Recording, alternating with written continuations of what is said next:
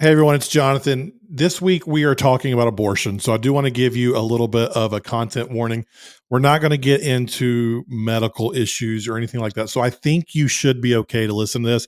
But if you have anything in your past that needs to keep you from listening to this, I totally get that. We will see you next week on a different topic, but wanted to give you that content warning. We're going to start the episode with a clip from a joke from comedian Bill Burr to hopefully give ourselves a chance to laugh before we dive into what is a highly emotional and sensitive topic. So here's the joke, and then we'll get into the rest of the episode. Pro-choice always makes sense to me because I don't like people telling me what to do. And I always just like, it's your body. Who am I to tell you what to do with your body? So that always made sense. All right? However, I still think you're killing a baby. See? That's where it gets weird. It's not a baby yet. That's what they say, which may or may not be true. I don't know. I'm not a doctor. But I'll tell you, my gut tells me that doesn't make sense.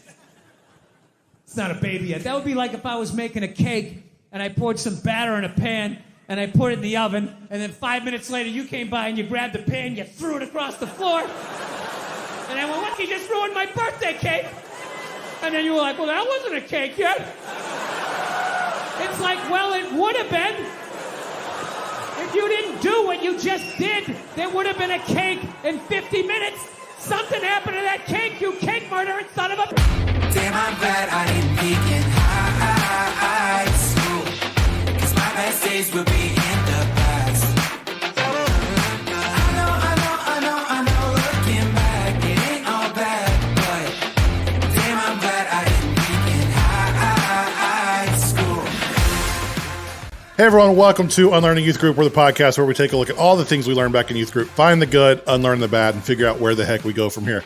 We haven't met. My name is Jonathan Corona, and we're joined, as always, by our co-host, Mr. Eric Williams. Eric, go ahead and say hey to the people. Hey, people. What's up? Hey, by the way, if you are still with us to this point in this season, you are either our kind of people or you are just a glutton for punishment. One of the two. There's no in between. None whatsoever. Like, I'm hoping people are still listening, but we're getting longer and longer each week, so who knows if they actually are. Well, we're going to hit this really early. As marketers, both of us know that we have to try and find our niche and our target audience. So all these first 3 episodes or first 4 episodes have done is just start to just whittle down the people that's like, hey, maybe this isn't for you if you can't handle these conversations. And we're just going to go right from the frying pan into the fire today. Yeah, we're going from racism to abortion. So we do know today is a little bit touchy. That's why we put that content warning at the beginning of the episode. And like we have all season, if you're new to us, we're starting each episode out with a disclaimer. We want you to know what we're about, what we're not about. And this season is not about trying to convince you to vote a certain way. It's not about telling you you should vote for one party or the other. And it's not shaming you into feeling guilty about who you voted for in the past or who you plan to vote for in the future. This season is about looking at how some topics have been co-opted by politicians who have used the church for political gain. It's about showing how there are issues that Christians must care about while acknowledging the liberty we have to come to different conclusions on how best to fix those issues. And it's about reframing the role of politics within our Christian worldview. Today, we're going to look a lot at how those politicians and political activists overtook an issue. And then we're also going to talk about how there's some liberty in that issue. So we are talking about abortion, but what we are talking about today is specifically how white evangelicals, which is what most of our audience is, how they were taught anything less than full outright banning of abortions is wrong.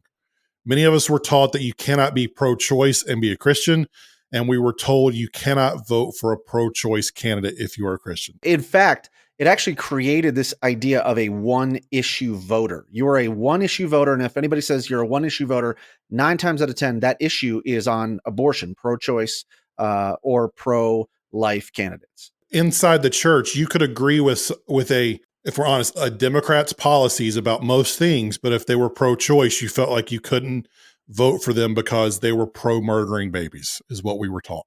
Right. And that was the language that was used. And the opposite was true, is you would forgive a number of different things from a Republican candidate from a morality standpoint, but as long as they were going to protect the sanctity of life, then they got to pass. Absolutely. And I think our generation is starting to change that a little bit, but we do want to unlearn the reasoning that we got into that because it's hard. It's hard to have those conversations. Part of today is also to equip you, the listener, if you get into those conversations so that you can know some of how we got to this point if you don't already. But we do know this is a highly emotional issue and that it can cause a lot of feelings. We're going to try and approach it with grace and with an open handedness and not be flippant really about any aspect of it, except for that intro, because that intro was funny. But today is not focusing on the medical side of things. Today is focusing on the rhetoric that was used to teach us and what we were taught in church. And I want to start with a few clarifications, kind of like we did last week, what our goals are for today's episode. We're not trying to convince anyone that abortion is good. We're not even going to try to go there because I don't believe that. We're not going to try to convince anyone to be pro-choice. I'm not going to try to convince anyone of that. And we're not going to call you a Christian nationalist if because of your Christian beliefs, you believe abortion should be banned. I have heard that from progressives, and I think that's mean-spirited and it's wrong. And so we're not even going to go there. I want to say outright that is wrong for someone to do that. Our goal for today, outright, is to show you how a highly sensitive, highly emotional topic was co-opted into a political movement. Because as we unlearn the bad things we were taught in youth group, we have to look at their origins. We have to look at where they come from and how we got to where we are today. So my goal for today is for you to listen to these things and come away with a kinder, more open-handed view of fellow believers who might approach the topic of abortion differently than you do. I don't want you to agree with them. I don't really care if you agree with them, to be honest. I simply want you to show the same love, patience, kindness, gentleness that we've been talking about on other issues when we disagree with people on topics. And I would say that is key for me is to step into is to see, like, the one thing that I needed to unlearn when it came to this was I just assumed that from Genesis 1:1, it was like there was darkness and God said, abortion is murdering babies. And and then you can't vote for anybody who is pro-choice and still be a Christian. Boom, let there be light. You know what I mean? Like, that is the thing, is I think that for all of us who have that ingrained in us approaching this topic, again, like you said, not to change your mind necessarily, but at least to open your mind to what was wrong or what was false about what we have learned. And to other viewpoints that Christians have held historically. Today is going to be more of an educational episode than conversational, probably. We have a bunch of pages of notes.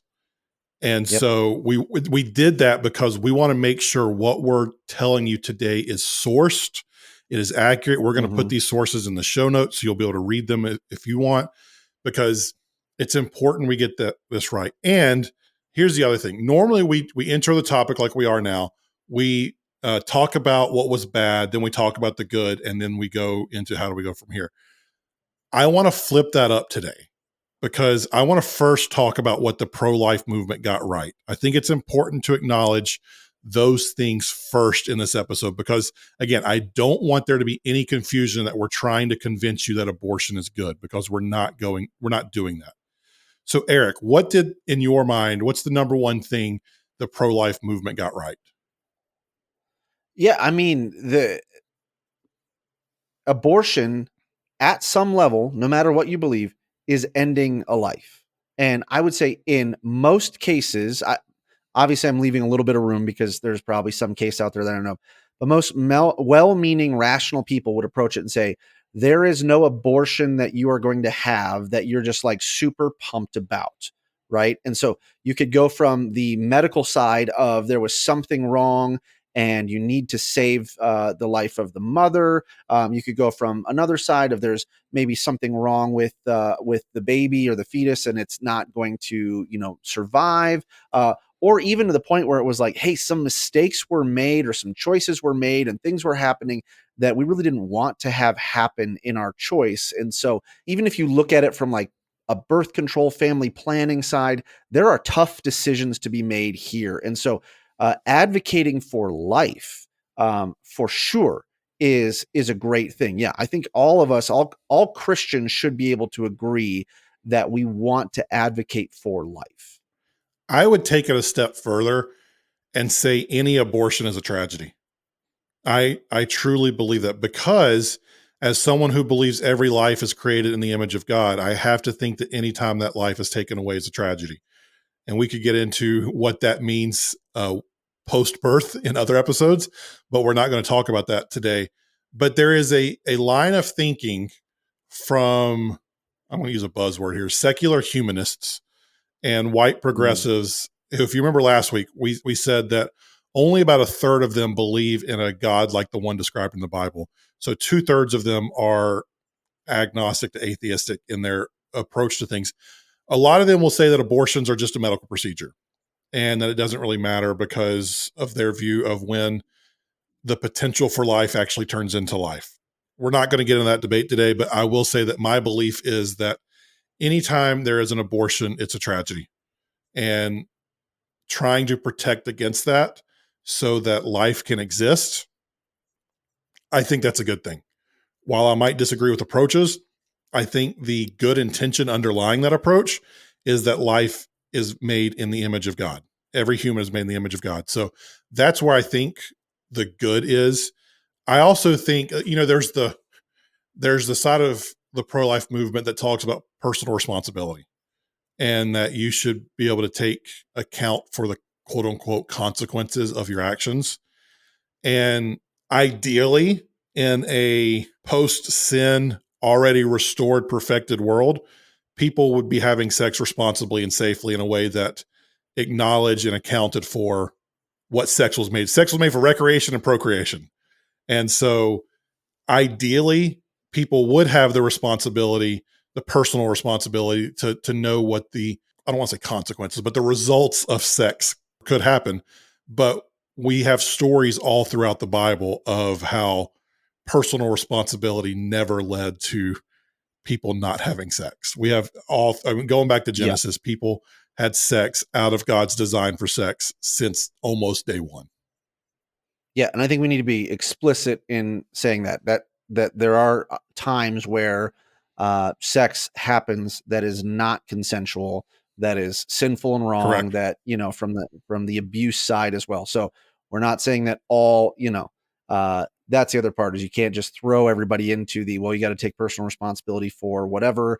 We can't go through an episode without mentioning purity culture. So it's not about what were you wearing, what were you saying, what did you say or Correct. not say, like none of that. But in a consensual sexual relationship, physical relationship, yes, ideally people would be having that responsibly, knowing that it's for procreation and recreation, and you can have the recreation without the procreation. Correct. So I want to get those things out on the front end. We're now about 10 or 12 minutes into this. So hopefully you see our intentions in this and what we are going for today. Hey everyone, before we get into the back half of this episode, I want to take a quick minute to tell you about a new podcast launching Monday, November 7th called Unlearning Church Staff. One of the biggest groups leaving Christianity is made up of former church staff, whether paid or volunteer. In this new show, I'll be interviewing different people each week and talking to them about how they left church staff without leaving their faith. A preview episode is already out wherever you get podcasts. Once this episode is over, go subscribe to that new show so you get the first episode when it comes out on November 7th. That's Unlearning Church Staff, coming out Monday, November 7th. That's it for me. Now we'll get back to this week's episode.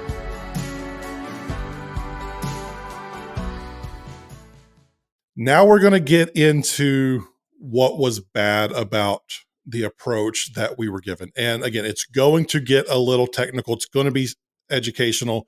We're going to try to make it interesting, but hopefully you will follow along with this. So what specifically was bad about the movement that said anything short of banning abortion is promoting quote unquote baby killing, or that you cannot be a Christian if you call yourself pro-choice or support pro-choice candidates? What was bad about that? Yeah, I think specifically it's like most of the things that we've been talking about this season and others, is when you create a black or white, an in or out, a extreme viewpoint, it's just not tenable, because the things that are in the Bible, the things of our faith and morality, when you're dealing with people, it's very gray. There are gray areas here. And when you start to put your flag in the ground that says on these open-handed issues, as far as who you're voting for and determining whether they're Christian or not Christian, that's a problem. Especially when you look from a historical and a societal position, and we just assume that pro-life has been, the pro-life approach has been the way forever. The way, the only way. The only way, yeah. Which Because is it not is true. a And way. so, It is, but it's not yes. the way like we've been taught. Yeah. So, I mean, historically, we got to get this out of the way.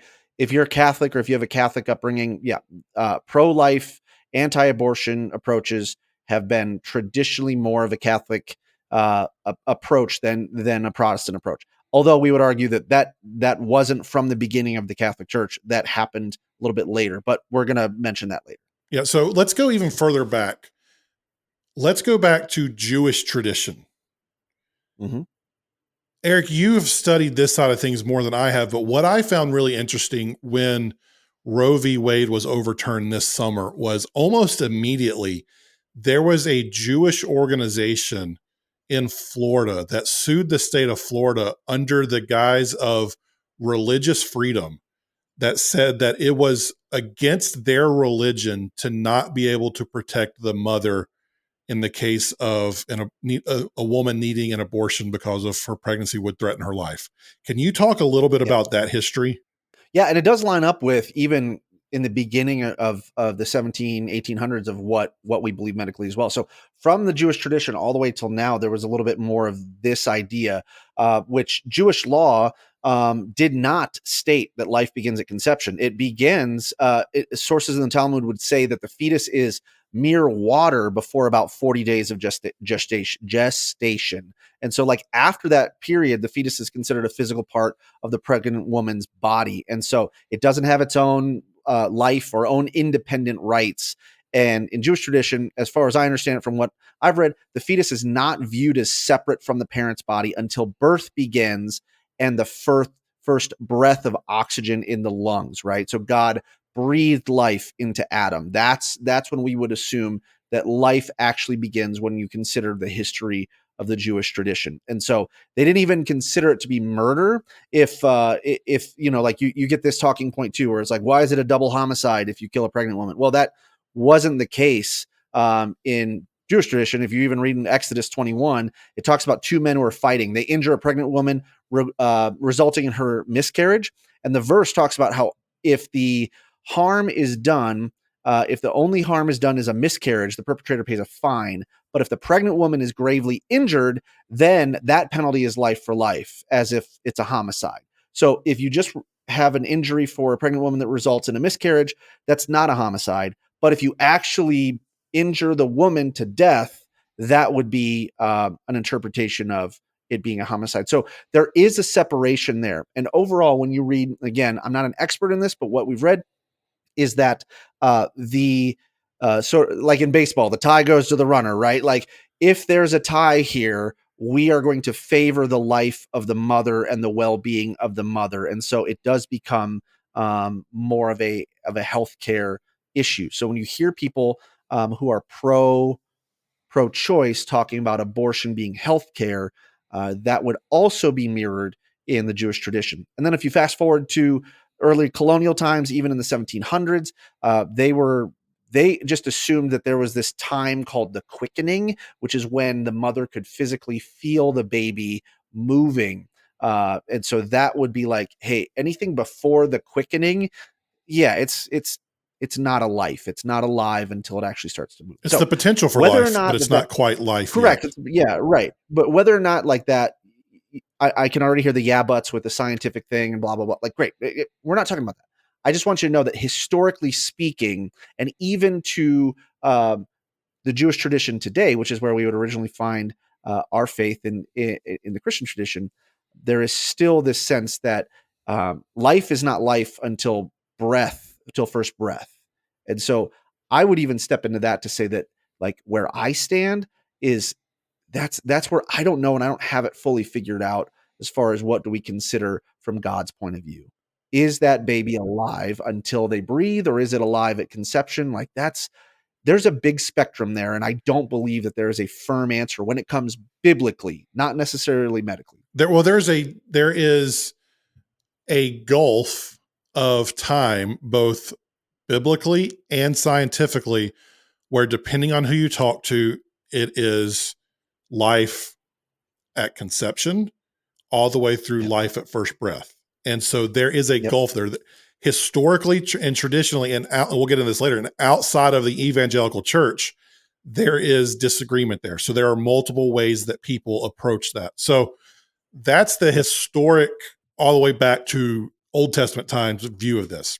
If we look into what we were taught in youth group, where we have to start is probably back in the 60s.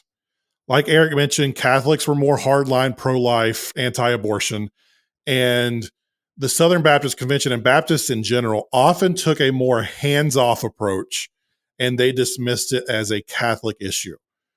In 1968, Christianity Today organized a conference with the Christian Medical Society where they brought in 26 theologians from different strands of evangelicalism to discuss the abortion issue. This was before Roe v. Wade. And when it was over, the statement that they released, that these 26 theologians released, said, quote, "Whether the performance of an induced abortion is sinful, we are not agreed. But about the necessity of it and the permissibility for it under certain circumstances, we are in accord." So going back to 1968, the leading evangelical thought was, we don't know if this is sinful or not, but we do know that there are certain circumstances in order to, it needs to happen. Fast forward a couple years, and a poll in 1970 by the Baptist Sunday School Board found that a majority of Southern Baptist pastors supported abortion in a number of instances, including if the woman's mental or physical health was at risk or in the case of rape or fetal deformity. And at this time, there were a lot of states that, were starting to do abortion restrictions, everything like that. And so what's interesting about this Baptist view was Texas had one of the most restrictive abortion laws. And 3 years later, in 1973, a poll by the Baptist Standard found that 90% of Texas Baptists even felt that Texas's abortion laws were too restrictive. Yeah. And 2 years before Roe, the SBC passed a resolution that denied abortion on demand. So they didn't think it should be used for that quote unquote birth control, but they acknowledged the need for legislation that would allow it in some cases.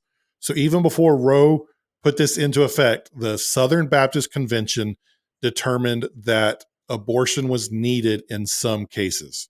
Once Roe was put in and legalized abortion, the SBC endorsed a position throughout the 70s that, quote, reflected a middle ground between the extreme of abortion on demand and the opposite extreme of all abortion as murder, which I find extremely interesting. For the first decade-ish after Roe, the SBC, who is leading the way today in conservative theology and politics, they said that there was a middle ground between the extreme of abortion on demand and all abortion is mortal. I find that extremely interesting. So to go even further, a 1971 Southern Baptist Convention resolution stated, quote, "Society has a responsibility to affirm through the laws of the state a high view of the sanctity of human life, including fetal life. We call upon Southern Baptists to work for legislation that will allow the possibility of abortion under such conditions as rape, incest, clear evidence of fetal deformity, and carefully ascertained evidence of the likelihood of damage to the emotional, mental, and physical health of the mother." 2 years later, in 1973, W.A. Criswell, who was the SBC president in the late 60s, he said, quote, "I have always felt that it was only after a child was born and had a life separate from its mother that it became an individual person, and it has always, therefore, seemed to me that what is best for the mother and for the future should be allowed." And this one was shocking. James Dobson, the founder of Focus on the Family and someone who's been a highly outspoken pro-lifer, in 1973, around that same time, he said that the Bible was silent on the matter and that it was plausible for an evangelical to believe, quote, a developing embryo or fetus was not regarded as a full human being. As you're listening to these things, the two things come up for me as I keep hearing it is one, there's an emphasis on the health of the mother, which I think that we've whether we've lost or downplayed, I think in our current society that has gone away in the last 50 years. And then two, there is an emphasis to allow space for believers to have differing views on the opinion. Correct. And one of the things I find really interesting is that tension that all of these spiritual leaders were walking at the time. The tension between abortion on demand and abortion as healthcare. And they were willing to get into the messiness of that and to walk in that tension without saying it's a black or white issue. They were willing to live in that gray. And one thing I want to be clear about is that not everyone within the Southern Baptist Convention was open to these things. There have always been Right. people who are more staunchly pro-life and that were anti-abortion, but there was a liberty given amongst believers. And then some people like Dobson, they changed their opinion as they learned more, as they studied more. And that's totally allowable. I'm not one to say that your opinion yesterday has to be your opinion today.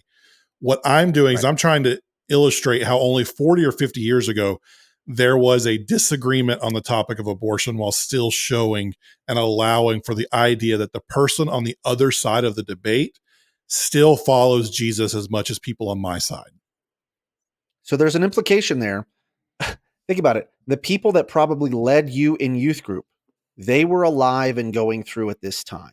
So we are one, I mean, especially if you're Jonathan's age or my age, if you're in your 30s, like we are still in that generation where that generation of youth group leaders and pastors that raised us at some point either probably believed there was gray area there, or at least were raised in an environment where it wasn't so staunchly held as a close-fisted area.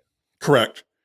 And it wasn't until 1980 that the SBC shifted their approach and their language. That is when they endorsed a conventional constitutional amendment that would prohibit abortion except in the cases where the mother's life was in danger. They also shifted their language from, quote, fetal life to, quote, unborn or preborn human life. So what this did, that language change took the issue from a developing organism dependent on a woman's body to a full human with the same status and rights as women. A marketing ploy. Correct. As we've talked about before, the language we use is incredibly important, and it shifts the conversation and it shifts that. And it was in 1984 that the Southern Baptist Convention again shifted to call a fetus, quote, a living individual human being. So something changed from the 60s through the mid to late 70s that changed this conversation and evangelical approaches to abortion. Yeah, and if it wasn't a complete 180, it was at least a hard 90-degree turn within a period of about 10 years. And so there has to be a source for that. That's not something that's like slowly developing over generations of study. This is like something that happened in a very short window of time. So There had to be a catalyst. Jonathan, what was it? Yeah, what was the catalyst? Racism and taxes. I mean, to put it bluntly, Politics. Politics overtook religion for political gain. Like people took a religious issue and twisted it so that they could get what they wanted politically and racially as well. I would say and racially as well.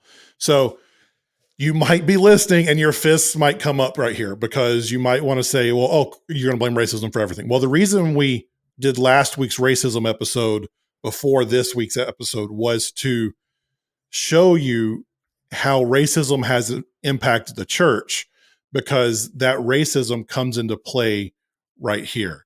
Mm-hmm. And in 1954, segregation in public schools was outlawed. So public schools had to be integrated. That led to the opening of private Christian schools all across the South. If you have been to a private Christian school that was opened in the 50s or 60s, it was opened as a segregation academy. It was open so that white evangelicals could send their children to schools with only other white people and not have to integrate their schools. There was actually a school, I think it was in Alabama or Louisiana, that within a year of segregation, there wasn't a single white kid in public schools because every single parent in that community pulled their kid out to go to a white Christian academy. So instead of having their kids go to school with black kids, white evangelical churches began opening these private Christian schools that were only available to white students. And we've talked a lot about Dr. Jerry Falwell, one of the leaders of the moral majority. He did this. There's a school to this day called Lynchburg Christian Academy that was founded in the 60s by Dr. Falwell as a white segregation academy. So Jerry just might as well be a co-host in this season. We just bring on Jerry, just consider him just he's just a third-party observer right here. This is great. And like we've mentioned in some other episodes, he repented from a lot of this in his latter years. So I want to at least give credit, and I be intellectually honest enough to say he saw the bad in a lot of this later in his life.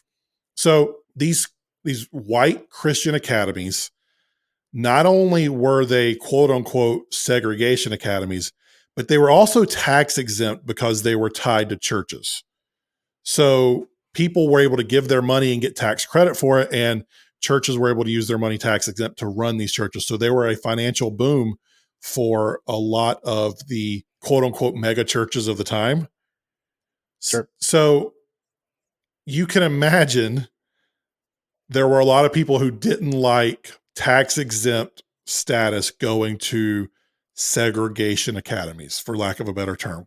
There was a challenge against that. In 1971, a Supreme Court ruling in Green versus Connolly declared that a private school that discriminates in admissions on the basis of race would not be allowed to keep their tax exempt status. So this was 1971, a couple years before Roe.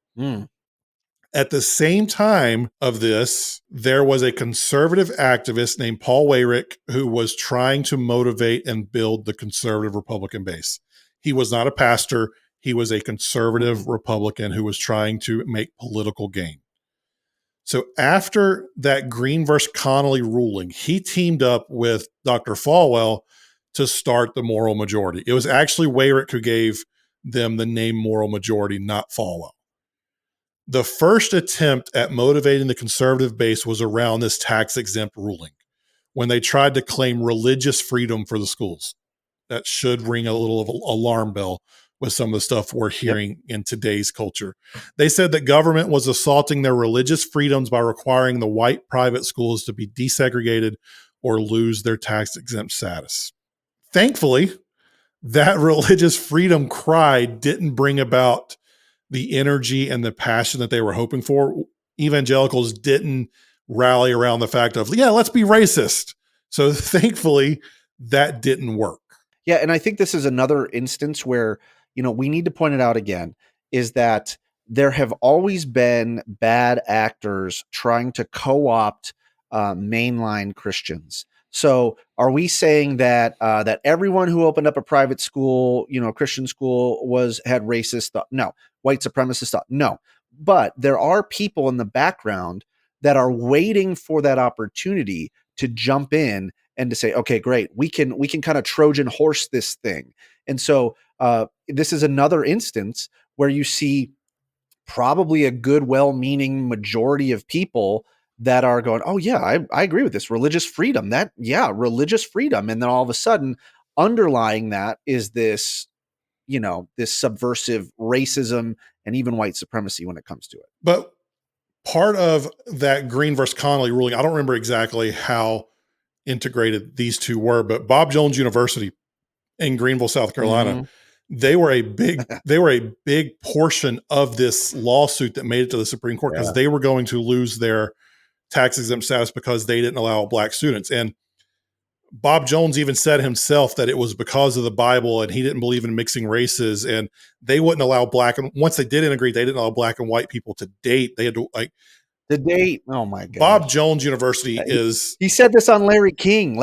In 2000, he had this interview with Larry King and he he said it out loud. He's like, yeah, well, biblically this, and he said, basically keeping the races separate was biblical because if they wanted to keep their blood pure. Is like, oh man. And Bob Jones University had a lot of influence in the homeschool and Christian school world throughout the 70s, 80s, 90s, even some into the 2000s. So if you weren't around this, don't just shrug it off as, oh, that's not true because I didn't experience that.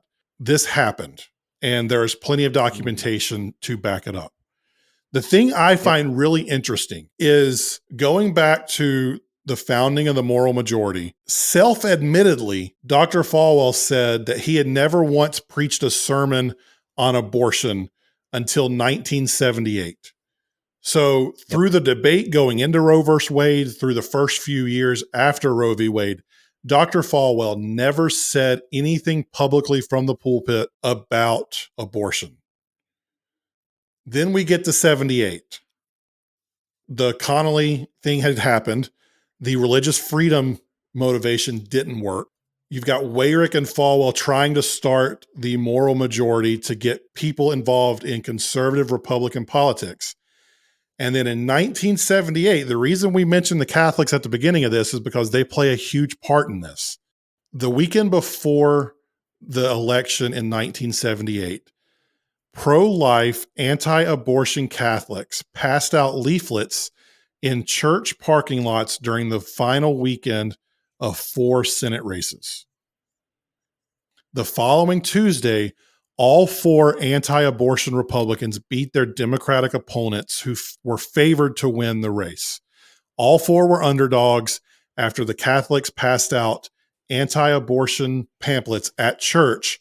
Those 4 pro-choice candidates lost. And this is key because because at that point, abortion was not the wedge issue that it is today. It was not a big deal. And so, political strategists at the time, especially Republican political strategists, like this is way low on my priority of talking about or having a key stance on it. So that factored in. The other factor was religious people as a voting bloc were not the kind of wave that you see now. Now, one of the most motivated voting blocs is white evangelicals today. But back then, that was not a group that you wanted to try and win over. And so this was a time where you could actually see, oh, if we can weaponize this group of people to vote and talk about something that they believe in, we can sneak in other legislation and keep political power in where we want to. Who was president in 1978? Do you remember?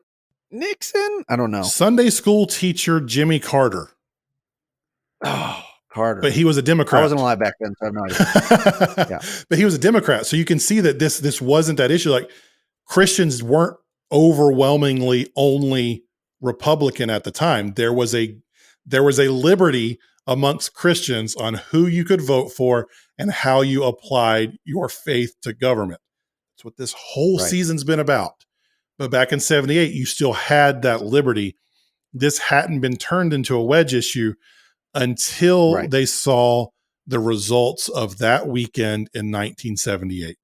If we could rally all the Christians around one issue, then we could use them as a voting bloc that's now going to be able to support some other things that are on our candidates list. Now, again, I want to say politically, does that thing still happen today on both sides? Yes. Are there people on the left that are trying to woo people of color and other income-based voting blocks? Yes, of course, that happens. But it's important to talk about specifically when it comes to abortion. This was one of the catalysts here on weaponizing church people for these sorts of political gains. And to be clear again, there were people who were pro-life, anti-abortion long before this 1978 election. It's not like all of a sudden this one thing happened and all of a sudden anyone who went from pro-choice went to pro-life and changed their opinion. This was the turning point for the rhetoric change. This is what led to those changes of the Southern Baptist Convention in the 80s that went from there is liberty in here, we're going to live in the tension between these two things, to no, there's only one way to do this. This is where the roots of the idea you can't be Christian and pro-choice trace back to. If you think about it, this is very topical to when we're recording this, but if you think about it, it was a lower it was a lower issue of importance to the church leaders. Similar, I mean, it was still a problem, right? Okay, what are we talking about? Sanctity of life, yes, but similar to today, where it's like predatory lending and interest practices. Lots of stuff in the Bible that says that's not okay, but like nobody's making that their one issue voting until it starts to become weaponized as like, oh, hey, by the way, we could campaign on eliminating debt or on capping interest rates. And so think about it that same way, where you would say walking in a church, is abortion a moral issue that we need to talk about? Yes. Is it something that you would, put all of your voting efforts behind? Like back then, before this? No. In the same way today, is predatory lending and high interest rates and all that sort of, is that an issue biblically? Yes, it is. Is it something that you would say, I'm a one issue voter based on interest rates and usury and stuff like that? Not many people would be there. There are some, but that's what we're trying to illustrate, is it didn't change until the leaders in these evangelical denominations started to partner up with these political leaders to say, wow, I think we've got something here that we could leverage for power and gain. And so why do we talk about this history? It's because the people who taught us in youth group, they were the ones who grew up in the 70s and 80s as this rhetoric was changing. In their most influential years, they were taught by church leaders who had been co-opted by a political agenda. And so that's what they were taught. They're the ones who are today the quote unquote single issue voters. So that's why it's important. The people who taught us were influenced by these things that now with history, we can look back and see, oh, we've got this 2020 vision of history that we can say, this is how that happened. This is why that happened. This is what that led to. So our parents, our church leaders growing up, they were living in the moment. And I can give some grace to living through that and buying into it because it's what the people leading them were saying. But now looking back and seeing how this was manipulated, how this rhetoric was manipulated to get us to where we were in the 90s, we were in the 2000s, where we are today, I can't consciously move forward and not acknowledge that this idea that Christian equals pro-life, anti-abortion has always been there, because it hasn't. And we see that we spent the last 30, 45 minutes showing you that this hasn't always been the case. You take an issue that has been kind of on the side and now turn it into this main core issue that I think if we were to rewind 100 years or even 70 years, Christians back then would be looking at that going, are really? That's what we're making the one issue. We've allowed all these other things to happen because we've elevated that issue so high. Like there are so many places that people across the political aisle agree on that would literally help the people that Jesus tells us to care about. We agree on so many issues, but because someone might be pro-choice, we cannot support or agree with even a bill that they put in place because that person is pro-choice. That's what we've been taught in the church. And they don't just have a different opinion at this point. They are baby murderers. Do you see that? That is so crazy to go like, okay, for anybody to like tell me, hey, if I say, hey, you know what, honestly, I don't love abortion and I would love to see those numbers go down, but I am pro-choice because I believe that that's the best way to do it. For someone to like look at me and go, baby murderer. Like I've had that happen online. I have too. It's like, I've never had an abortion. I've never taken anybody to do, I've never done anything remotely supporting that. I don't have the mechanics to have an abortion. You know what I mean? Like I don't even have that plumbing or those parts, but somebody to look at you and go, because you believe that way, you're a baby murderer. Like, whoa, dude, we've gone cuckoo for Cocoa Puffs at this point.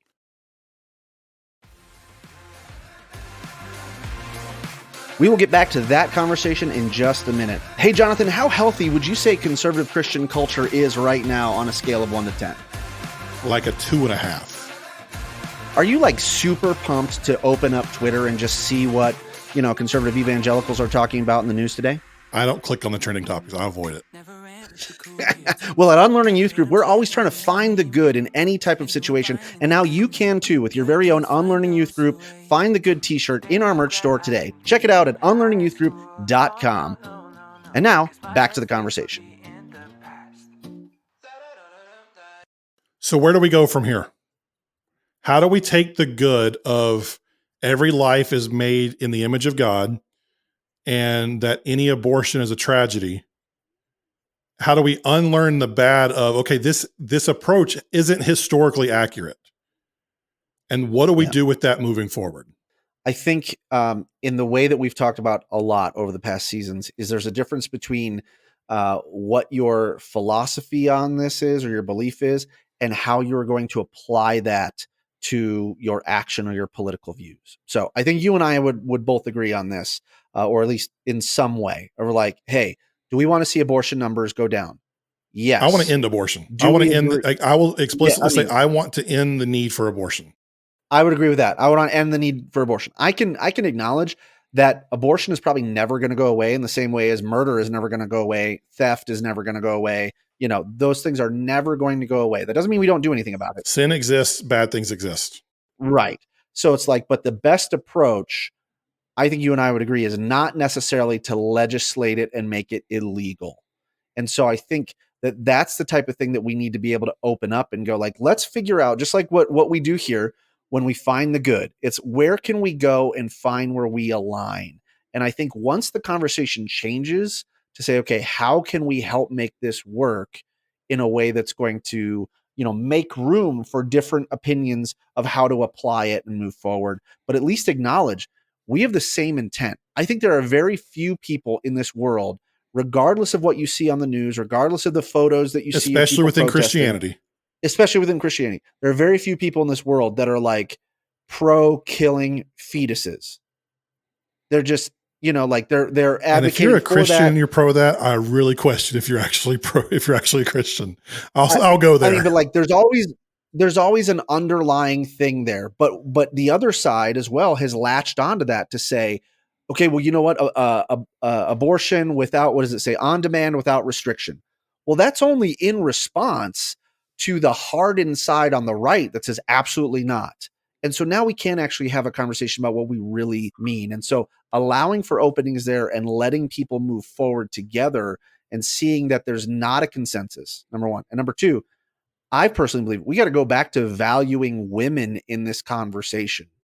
I think it's like 1 in 3 or 1 in 4 women by the time they reach menopause will have had to have something along the lines of abortive care, or it will have affected them. So it's like, that's not a tiny amount of people.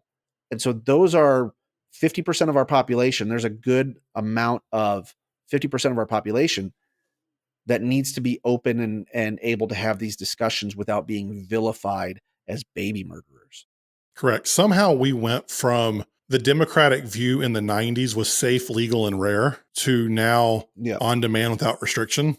So I think if we look at this from a gospel approach, I think on demand without restrictions, that's never been a biblical or a Christian evangelical approach of any denomination, really. I don't think any denomination has ever said on demand without restrictions.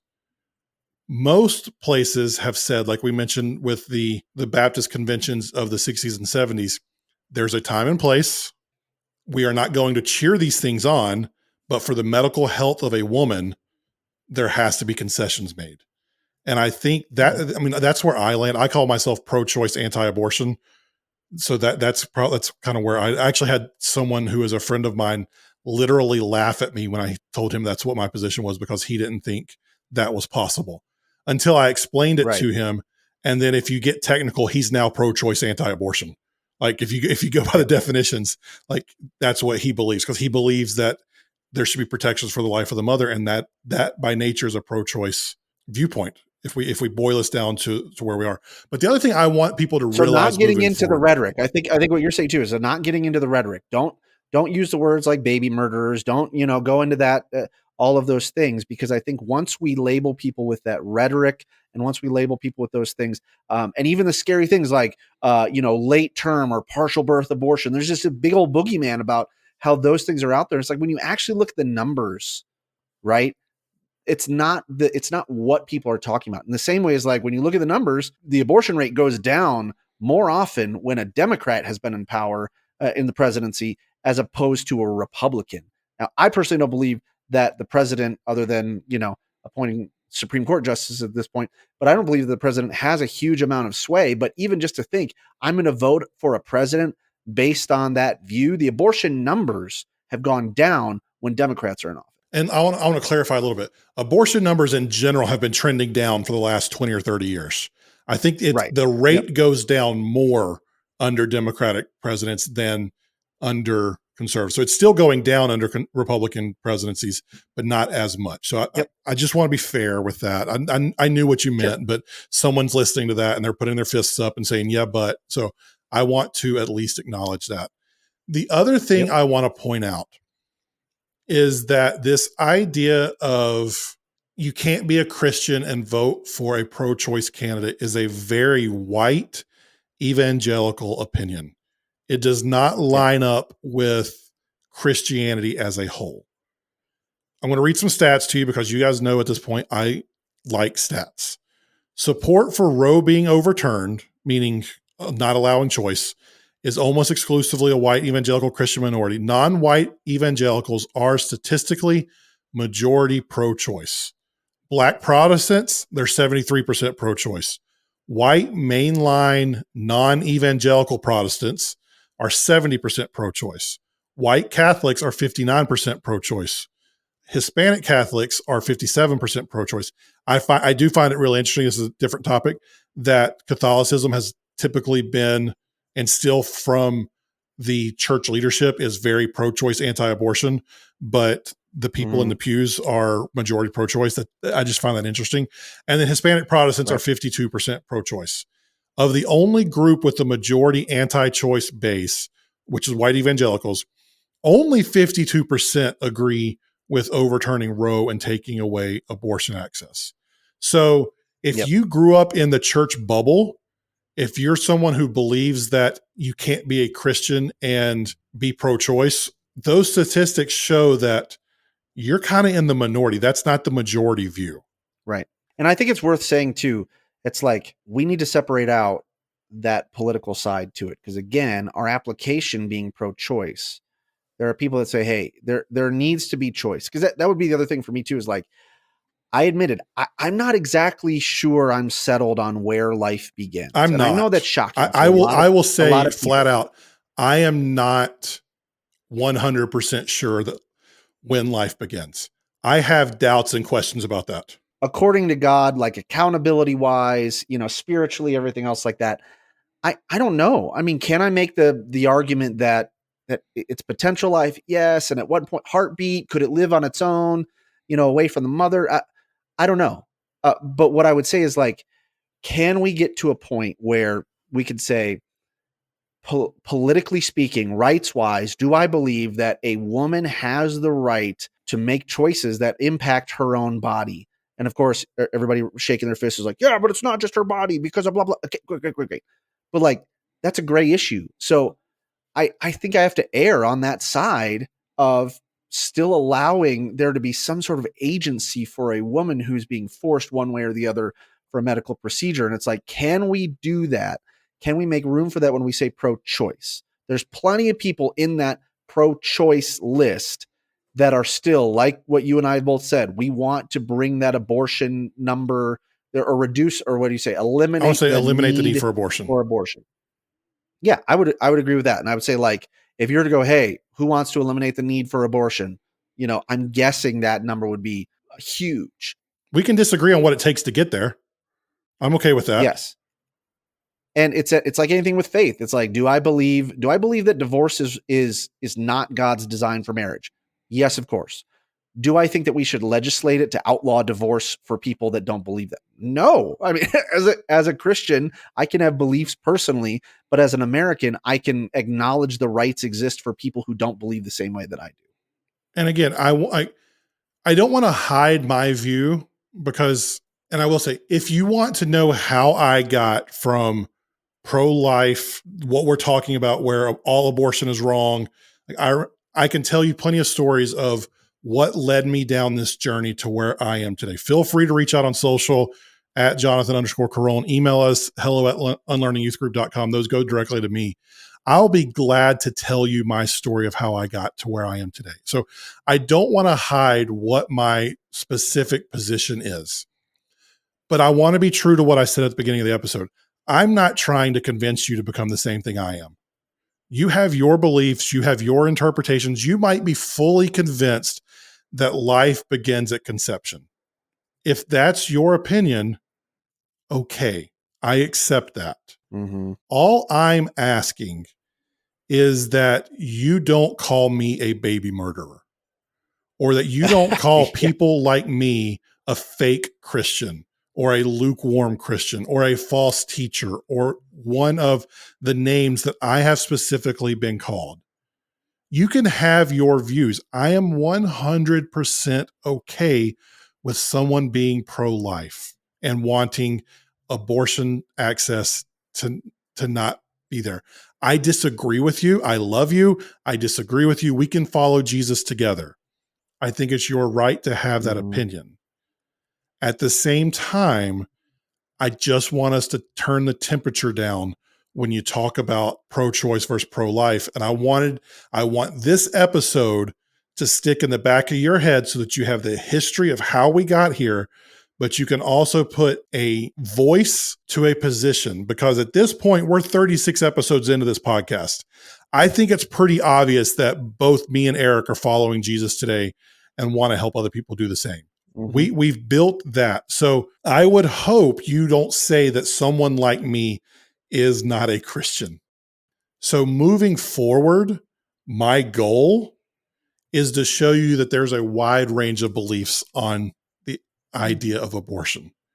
There's a wide range of beliefs on when life begins. Mm-hmm. There's a wide range of beliefs amongst believers for how we put these questions into government and political policy. I think the one thing that we need to catch ourselves when we're going down this road, especially if you're in a spot where you're getting ready to throw those words that Jonathan said out at someone like us, is to really dig down deep. And what I'm hoping with the history of this is it helps you explore the background of, am I acting, feeling, believing this way because I have a deep moral conviction based on my time spent reading scripture and spent, praying and spent, with the Holy Spirit? Or is this something that ultimately supports my political ideology? Because that's what I think you see in the history of a lot of these topics we're talking about this year, or this season, is that it's not necessarily as much about my deeply held moral conviction, and it's much more around my identity politics. Yes. And like we've said from the beginning of this season, we can agree on Jesus and disagree on how to apply his teachings to government. There's a gulf. My explicit position with this season is to turn the temperature of politics down so that we can be united by Christ and not divided by our politics. Jesus is bigger than our politics. He is bigger than our view on how government should legislate abortion access. He's bigger than racism. He's bigger than Christian nationalism. He's bigger than all these things we've talked about. If we can be united in Jesus and understand that in him, one of his biggest requests in the Bible was that we would be unified, that we would not be split apart. So if that's what Jesus prayed for, if that's what he prayed over us, then we need to be doing what we can in order to unify the church, even if we have different political issues. And this is I hate both sidesisms, but this is truly a both sides issue, to where we've got people on both sides of the political aisle using the Bible and using the gospel for political gain and dividing the church in the process. And we got to stop that. Yeah, Jesus called us to unity, and he also said that the world would know that we are his disciples by our love for one another. And that leads us into where we're going next week. Next week, we're going to be talking about LGBTQ rights, just like today's topics. We're just getting deeper and deeper in this, Eric. I don't know what we're doing here. Great. Why are we doing this? We'll just keep digging. But it's been said that you can't be a Christian and support gay marriage. Someone said that to me in my TikTok comments this week. So Next week, we're going to be talking marriage, healthcare, and the balance between religious freedoms and equal rights. Again, we're not going to try to convince you on a particular way moving forward, but we're going to discuss some of the history in this and the way this has not necessarily been presented to us in fair terms. For now, though, go ahead and subscribe to the show, rate it and review it wherever you get podcasts. Share this one with a friend if you found it interesting. If you have any feedback or you have any questions, if you want to hear more of how we got to where we are today, you can get in touch with us at hello@unlearningyouthgroup.com. Eric is at EricW712 on all the major platforms, and I am at Jonathan_Caron on them as well. All the sources that we pulled from today will be in the show notes, so feel free to read some of those. And as always, thank you for making us a part of your day. We will talk to you again next week.